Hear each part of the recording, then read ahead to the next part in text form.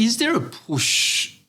And I know it's going to be very, very challenging. Is there any type of motivation through your networks or through the people you socialize or network with talking about this subject matter, even at the regulatory side of things, in terms of standardizing? Let's not talk about standardizing policies or process. Let's just talk about standardizing language, because it's unregulated, right?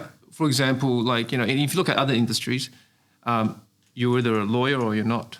Right, okay, you're a lawyer and you're focusing on this sector, or you're a doctor, you're focusing on this type of anatomy and what have you, right? But with logistics, there's no regulations whatsoever, right? And it doesn't matter if you've got a diploma from TAFE New South Wales or if you've got a master's from University of Sydney or wherever, right? There is no there is no standard regulated or type of terms we call ourselves and what the work we do. For example, like, a lot of the trucking companies in Australia, they call themselves logistics companies. But in fact, they're not logistics companies. They are just literally a transport company. That's it. Right? But then you got, there's so many people sort of cross-utilize these words and jargons that, like you said, sometimes I get confused. What is actually this company? You're an analyst. Yeah. Or you're a project officer or a project manager. Yeah. Now, they could all be fitting right inside this business even, So do you think it's feasible then that we actually arrive at a set of standardized language for the industry? I don't think so. Why is that? Why not? I mean, if we can do it for the lawyers and the doctors, why can't we do it for the logistics people? Like, we can call a truck driver. Yeah. Right? And we can call, someone that plans routes a route planner. We can call someone that looks at the data and analyses how a systems work so that they can actually create some sort of automatic software to track things, And we could call them an analyst or something like that. Yeah. But, there's just so many different occupations in the supply chain industry. I just don't think we can have just a term for a couple of different workers in this industry. Yes. I think it's so complex, which it is, and Yes. it's so big. We're just going to have multiple employees with different job titles because there's so much specialisation. I guess that probably comes around to our answer here.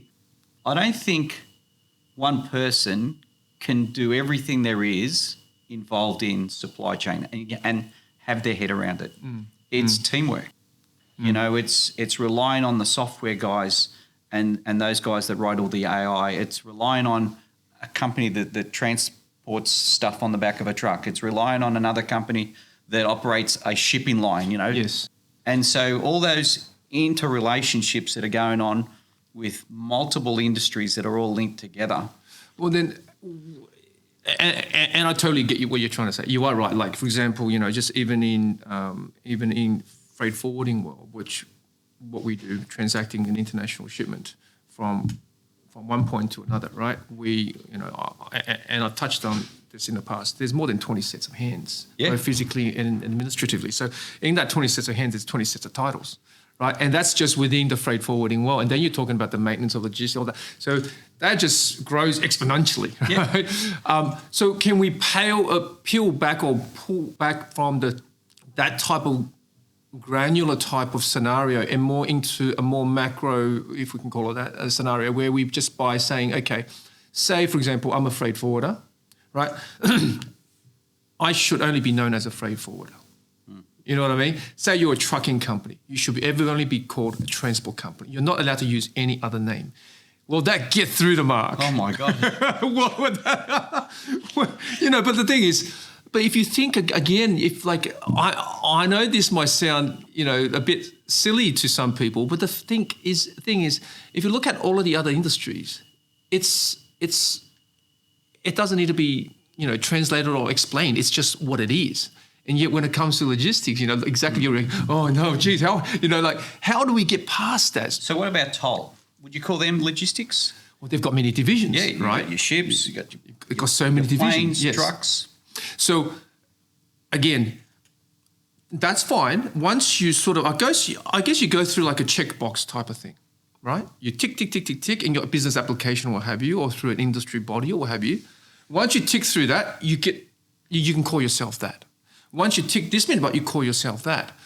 And look, I'm not here for segregation, right?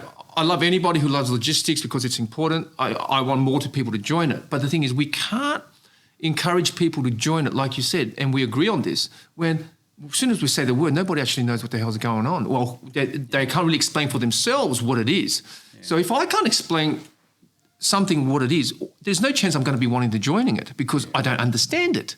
So, yes, what I'm trying to get to is, can we create some clarity? Can we create some silos within this industry so that people at least have a general idea, as opposed to, well, like I always use the word logistic, and sometimes I know what we do here isn't full flog logistics. It's mostly freight forwarding with a bit of local transport, right? Where with customs broking thrown in, all that sort of stuff, and there's some 3PL. But logistics is so much more, right? It's like supply chain coordination. Exactly.